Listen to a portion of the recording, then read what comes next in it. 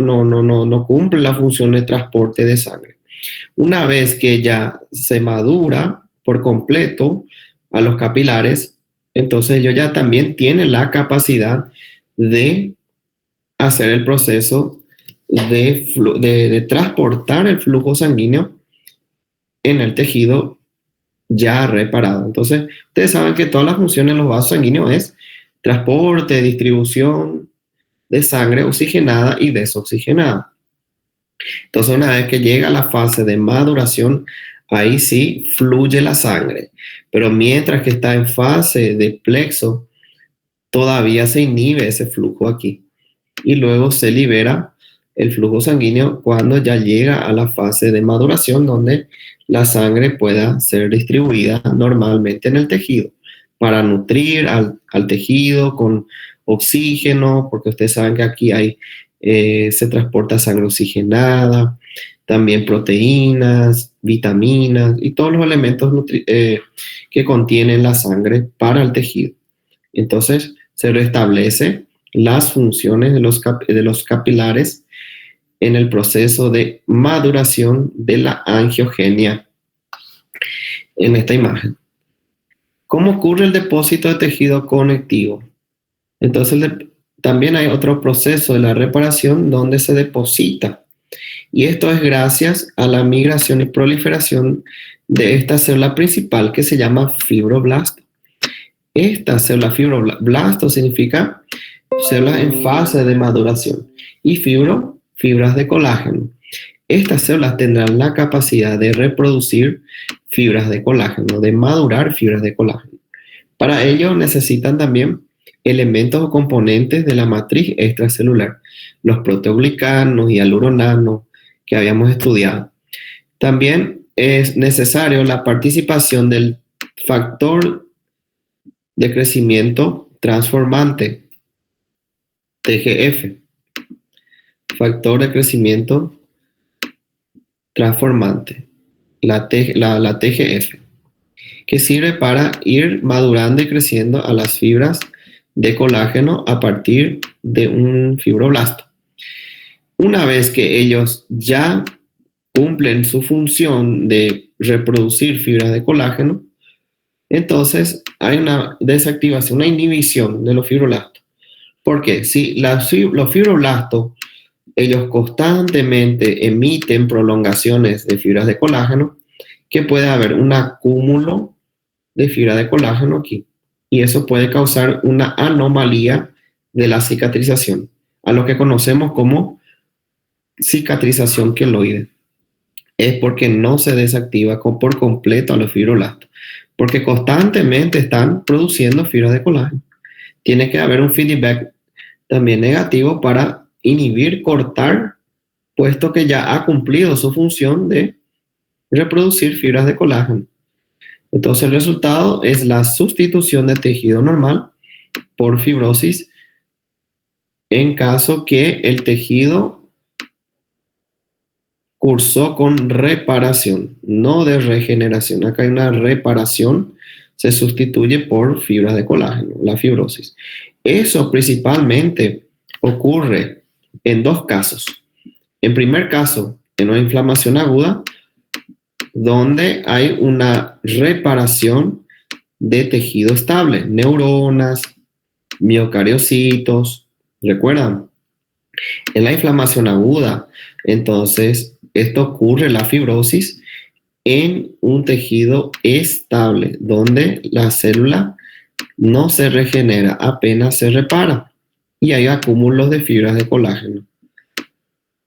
Ya en una inflamación crónica, cuando todavía el proceso es persistente, pero hay intentos de reparación y curación, acá se acumulan fibras de colágeno, a lo que llamamos fibrosis. Hay un acúmulo de fibras de colágeno, depósito de tejido conectivo por fibras de colágeno.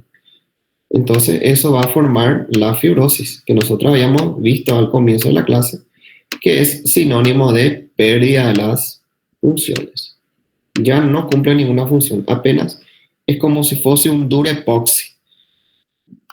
Ele só acumula fibras de colágeno ahí, sin cumplir una función específica.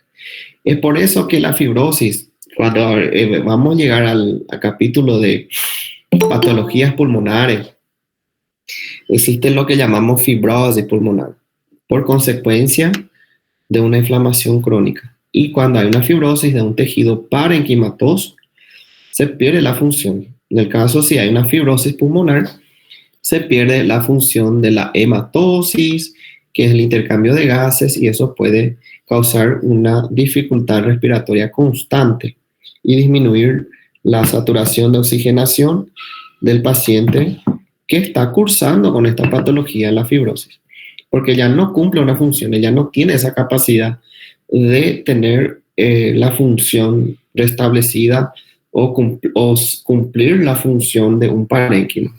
Recordando que estos son elementos del estroma.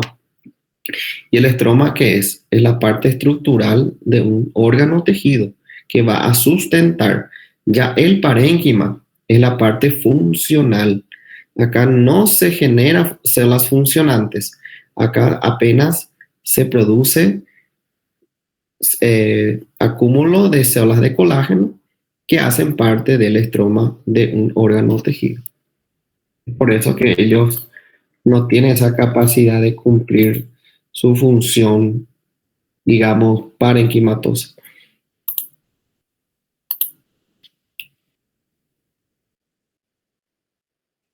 En este proceso, en esta imagen, también ustedes van a encontrar eso en el libro de Robbins, en la última edición. Vemos que acá explica cómo hay una forma de regeneración. Habíamos visto que la regeneración se produce en dos casos. Cuando la lesión es leve,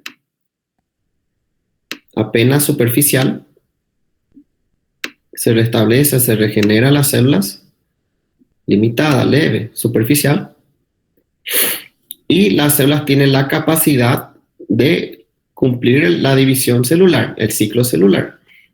Llega otra vez en fase de mitosis y se replica y se replican las células nuevamente en una regeneración.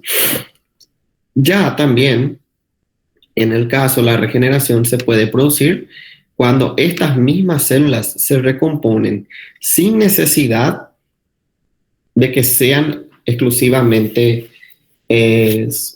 células lábiles. Porque yo estaba diciendo que la regeneración se produce en células lábiles o tejidos lábiles y lesiones leves. Ustedes recuerdan que las lesiones leves, ellas son reversibles, ellas tienen capacidad de recomponerse sin necesario ser sustituido por otras células. Muchas veces ellas mismas tienen la capacidad de recomponerse. Ahora, si es necesario, ellas pueden sufrir una apoptosis o puedan sufrir una necrosis, pero pueda volver a restablecerse si es que la célula es lábil, si ella tiene la capacidad de recomponer el mismo tipo de célula. Este es el proceso de regeneración. Ahora, si el proceso de lesión es grave, mismo que sea aguda, y la lesión es grave y ya no hay la capacidad de regenerar, ya hay tejido muerto, entonces se activan las células de la inflamación aguda y crónica. ¿Verdad? La inflamación aguda. Vamos a hablar primero de la aguda. Ocurrió un infarto agudo del miocardio. Se activaron las células de defensa, macrófagos, linfocitos, para eliminar el tejido necrótico. Recuerden que acá la lesión, cuando es grave, el tejido pueda sufrir una lesión irreversible, o sea, el tejido necrótico. Entonces el tejido necrótico se tiene que eliminar para evitar la propagación de la lesión. Entonces vienen las células macrófagos, fagocitan al tejido necrótico y se activan los linfocitos T por las citocinas, que son los mediadores químicos, y fagocitan acá normalmente. Luego, una vez que los macrófagos cumplen su función, viene la fase de reparación tisular. Esta reparación tisular se produce mediante esta célula llamada fibroblasto. Son ellas las que van a activar la matriz extracelular para producirse fibras de colágeno y también, si es necesario, con hacer la producción de miofibroblastos. Se pueden activar también los miofibroblastos que ya producen, regeneran al músculo liso. Muchas veces el músculo, esto produce una contracción de la herida, una contracción de la lesión, donde está ocurriendo la reparación de ese tejido. Una vez que llega a concluirse el proceso de reparación, porque esto es un proceso de reparación, entonces son sustituidos, las células epiteliales pueden ser sustituidas por acúmulos de fibra de colágeno. Y a ese acúmulo de fibra de colágeno sustituido por las células epiteliales normales se llama fibrosis. Se está fibrosando aquí. Hay un acúmulo de fibras de colágeno por los fibroblastos que puedan diferenciarse en miofibroblastos, también producir, digamos, células musculares y eso generar la contractura de la herida. Estos son los procesos de la regeneración y los procesos de la reparación. Sustitución del tejido de la célula por fibrosis. Cicatrización por fibrosis, sustituido por un acúmulo de fibras de colágeno. Y se tiene que desactivar acá los fibroblastos, porque si no se desactiva, él puede trasbordar, aquí puede desbordar, y esto producir lo que llamamos cicatriz queloide, cuando está muy exagerado la proliferación de fibras de colágeno. Cuando la cicatrización es muy exagerada, hay una extravasación de fibra de colágeno y pueda generar esto a lo que llamamos cicatriz queloide. Factores que influyen en la reparación tisular. Entonces, ¿cuáles son los factores que permiten una buena reparación? Entonces, si hay un buen estado nutricional, un buen estado metabólico, el sistema, el tejido es bien vascularizado, no hay trombosis, no hay émbolo, no hay nada que obstruya la circulación vascular, donde las hormonas facilitan también el proceso de reparación, para activar los factores de crecimiento de las células, donde el tamaño de la lesión es menor, si no es tan grave, si la lesión es bien pequeña, si el tipo de tejido es principalmente un tejido que tiene la capacidad de regenerarse, principalmente las células lábiles o estables, si tiene el tejido conectivo, está bien constituido por matriz extracelular, si los factores locales no intervienen y si no hay ninguna fuerza mecánica, como por ejemplo las fricciones, una buena curación de la herida, facilitan todos estos procesos de la reparación. Ahora, cuando hay un desequilibrio, donde hay factores que prácticamente retarden, puede haber un retardo en la reparación tisular, principalmente en inflamaciones crónicas o pacientes o personas que tienen patología de base, y ahí se produce un retardo de la cicatrización, principalmente, o muchas veces esa lesión se pueda complicar, principalmente si el paciente tiene enfermedades de base, si tiene una enfermedad autoinmune, si es un inmunodeprimido, si tiene HIV, si tiene una patología que disminuye su sistema inmunológico. También enfermedades metabólicas como la diabetes mellitus, o patologías que puedan alterar las funciones hormonales, personas que consumen corticoides de forma crónica, o enfermedad de Cushing, pueda retardar el proceso de cicatrización y lleva mucho más tiempo a lo previsto. Si de repente una lesión de la piel, en el pie diabético, por ejemplo, lo más frecuente, ustedes van a ver que En el caso de la reparación del pie diabético, es muy difícil de reconstituir una lesión ulcerativa porque ya está en un estado grave, ya está en un estado avanzado, porque está comprometido su sistema vascular, también está comprometido su sistema hormonal, está comprometido también la formación de la fibra de colágeno, todo está comprometido. Entonces eso dificulta bastante la reparación o cicatrización de la herida. Si es que hay patología de base, una desnutrición, quemaduras, o si hay una enfermedad crónica, pueda también influir eso en la cicatrización normal de un tejido. Y para eso es importante también conocer los tipos de cicatrizaciones. Puede ser por primera intención, principalmente esto se genera en cicatrices de lesiones más leves, superficiales, donde hay incluso la regeneración del tejido.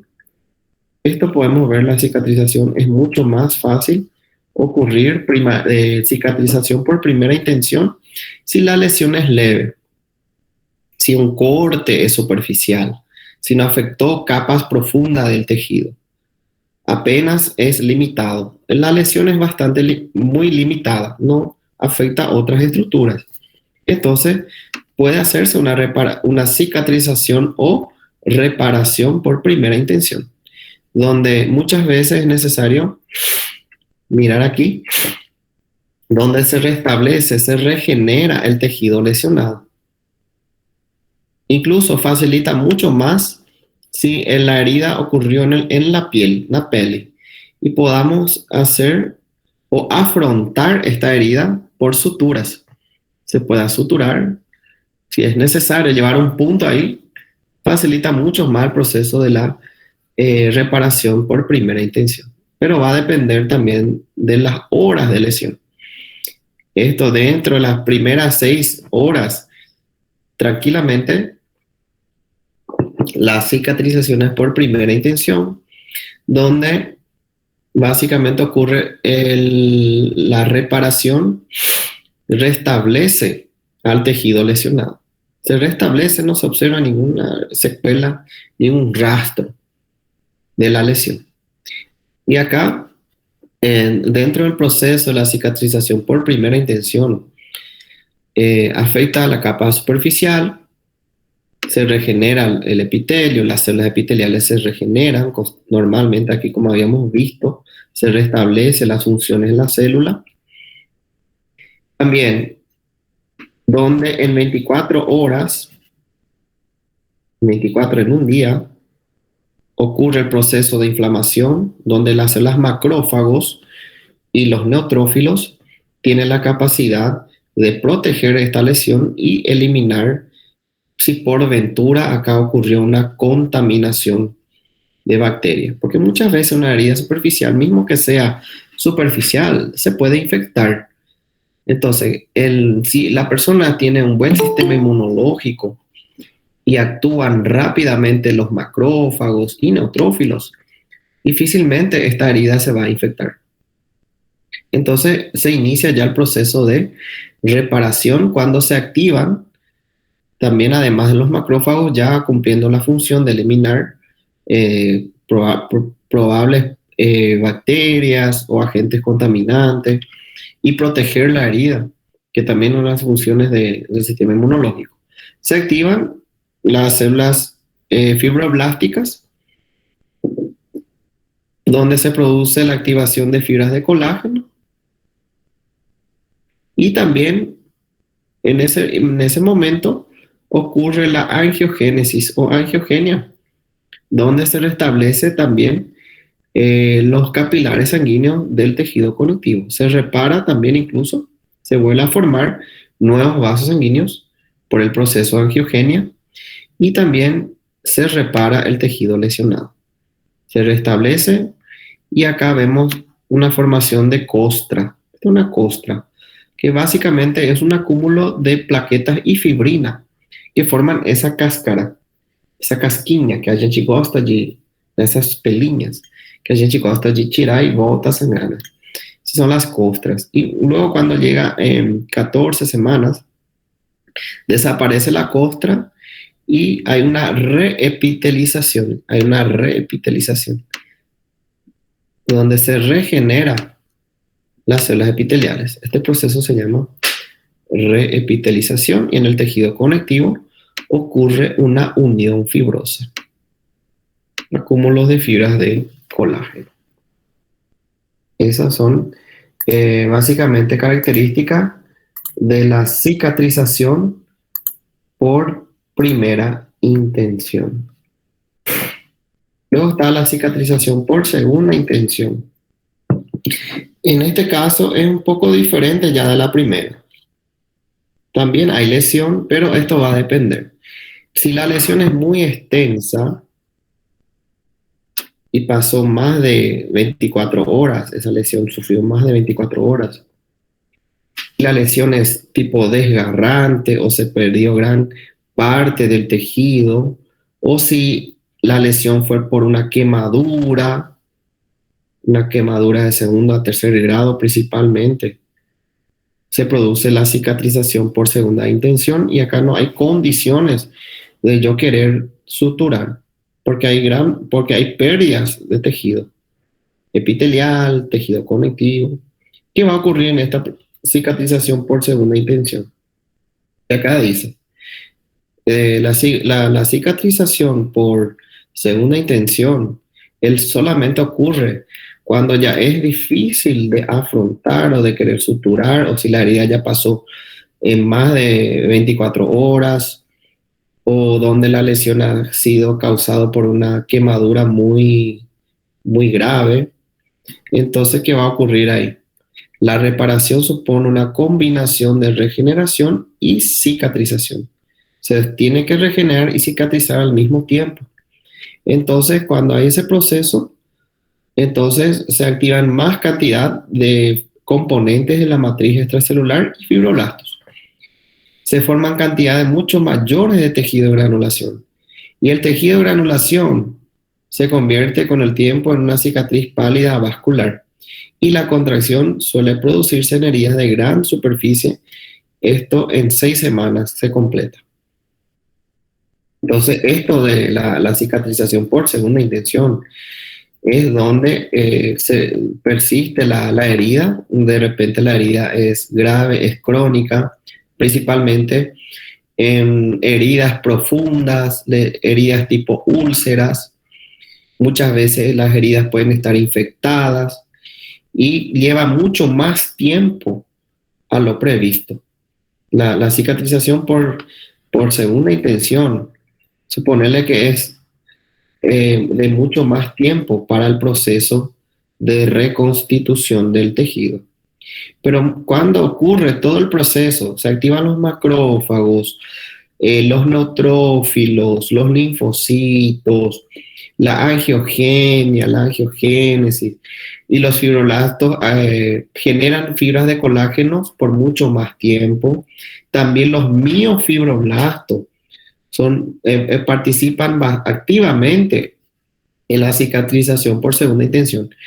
Entonces también se restablece fibras musculares lisas, se forman células musculares lisas, fibras de células musculares lisas, acúmulo de fibras de colágeno, y muchas veces ya ni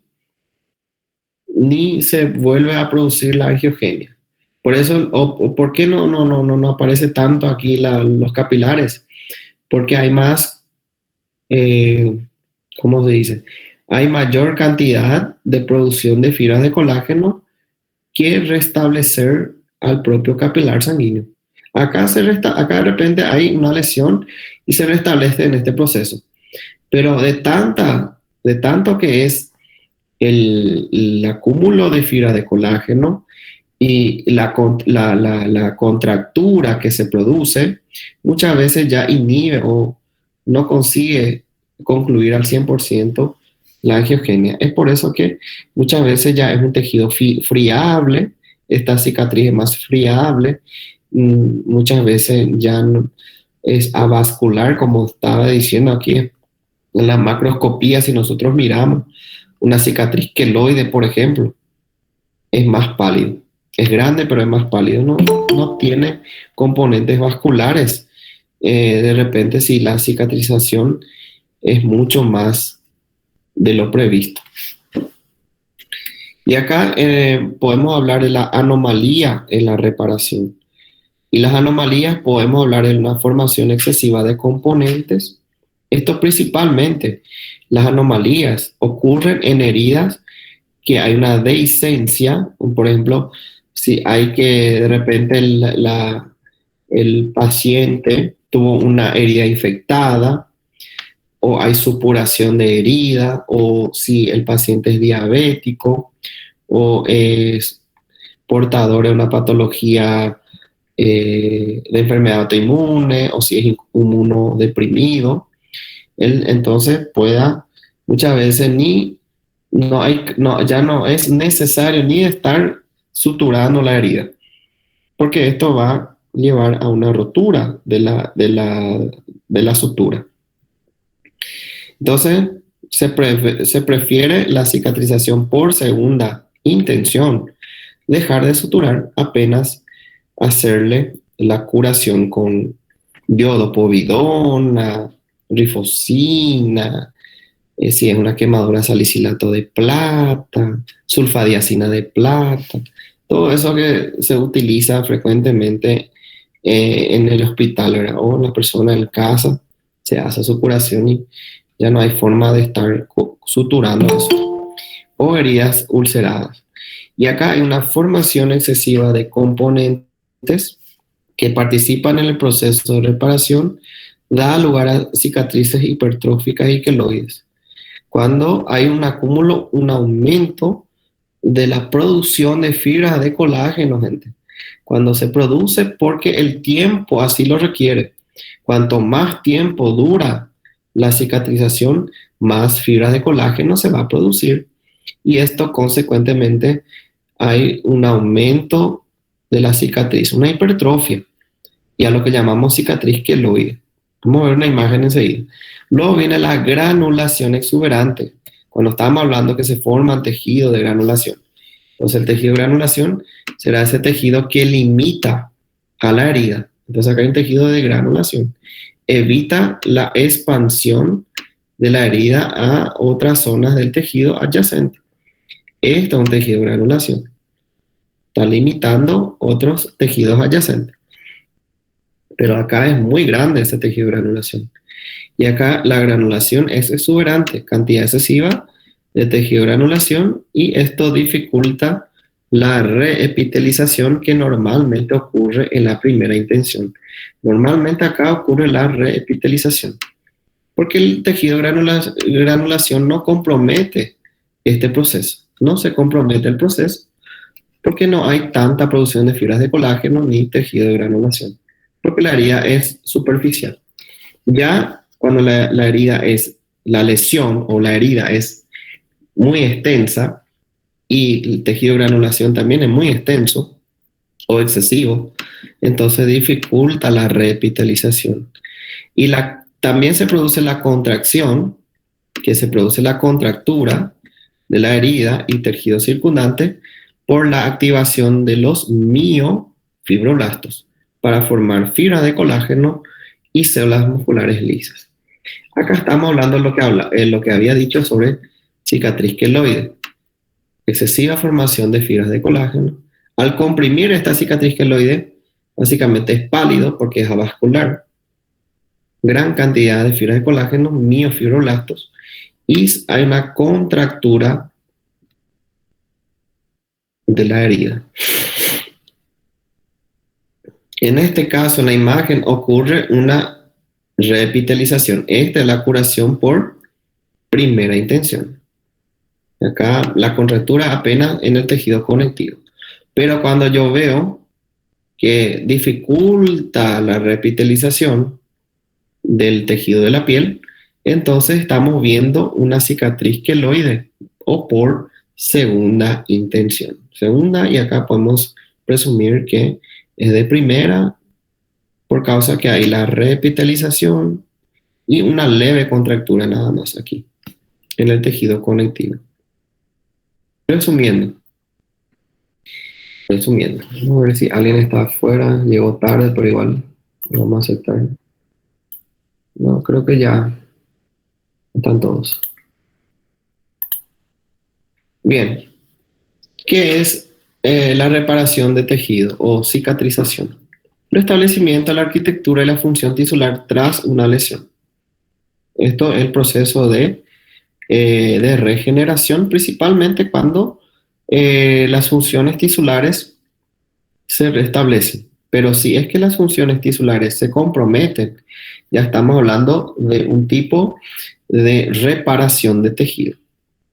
Esta cicatrización va a depender qué tipo de tejido ha sido lesionado. Si es un tejido lábil, si es un tejido estable o si es un tejido permanente. En el tejido lábil, rápidamente ellos se restablecen porque las células están en constante división celular. Se regeneran las células por las células madres que lo componen en la piel, la vagina, cuello. Y aquí lo que nos llama la atención es que en los tejidos lábiles son aquellas células que están en constante apoptosis. Entonces, cuando se produce una apoptosis, rápidamente hay una regeneración de células. Eso fisiológicamente hablando. Fisiológicamente, la apoptosis ocurre en células que están en constante división celular y se sustituyen por el mismo tipo de célula. Si es que hay una lesión, la lesión se puede, las células de la lesión puede ser reversible, no necesariamente que ellas sean sustituidas por otras células iguales, pero si necesario, puedan, si es que la lesión ha llevado a un proceso de muerte, pueda tener la capacidad de mitosis, tiene la capacidad de sustituir el tejido por otras células iguales. Esto ocurre en lesiones que afectan a los tejidos lábiles o estables. Ya en las permanentes, ya no producen mitosis, tampoco se genera la apoptosis, son células que ya han madurado y no necesitan cumplir la división celular. Pero cuando ocurre una lesión, ellas tampoco tienen la capacidad de regenerarse o de restablecerse, apenas repararse, y se repara por sustitución de fibras de colágeno a lo que llamamos de cicatrización por fibrosis. Eso ocurre principalmente tras una lesión isquémica en los cariomiocitos o miocariocitos en un evento isquémico que está causando un infarto. Reparación por depósito de tejido conjuntivo, el resumen que habíamos visto,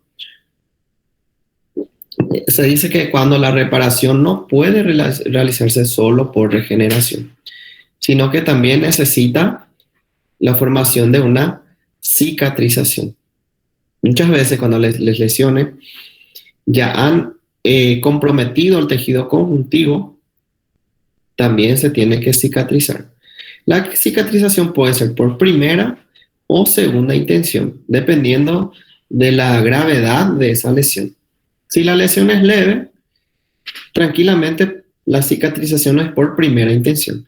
Ahora, si ya compromete, se pierde gran parte del tejido, hay una necrosis, hay absceso, el paciente es portador de patología de base, tiene enfermedad metabólica, puede ser diabético, ser portador de enfermedades hormonales, de Cushing, hipotiroidismo, cáncer, un inmunodeprimido, cualquier patología de base pueda dificultar la cicatrización de una herida, y la cicatrización será por segunda intención. Acá estamos mirando nada más el ejemplo de los pasos de la reparación del tejido. Posterior a una lesión, se activan los mediadores químicos para reclutar a los neutrófilos en la inflamación aguda. Los neutrófilos, juntamente con los monocitos y los linfocitos, trabajan juntos para el proceso de fagocitosis, erradicar esa lesión del tejido. Y también si hay contaminación o patógenos, microorganismos, bacterias que puedan estar ahí también queriendo causar una lesión masiva.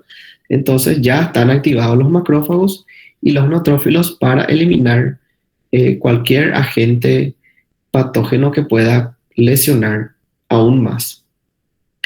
Esto en tejido sano. Si es una persona que ya tiene patología de base, inmunodeprimido, dificulta el proceso de cicatrización y proliferan las bacterias. Es por eso que muchas veces en un pie diabético podemos ver formación de pus, absceso en el tejido lesionado, porque también el paciente que es diabético es al mismo tiempo inmunosuprimido. Y no son capaces, sus células macrófagos, neutrófilos, no se activan al 100%, son ineficientes y ustedes saben que las bacterias son oportunistas. Aprovechan la oportunidad para infectar, invadir y causar una lesión más extensa. Luego viene la formación del tejido de granulación. Esto es gracias a los fibroblastos, miofibroblastos, que activan las fibras de colágeno y elementos o componentes de la matriz extracelular para formar la cicatriz. En el proceso también del tejido de granulación, también se está produciendo la angiogenia, que sería la formación de nuevos vasos sanguíneos, un plexo capilar, a partir de uno previo ya preexistente, principalmente por los factores de crecimiento endotelial vascular.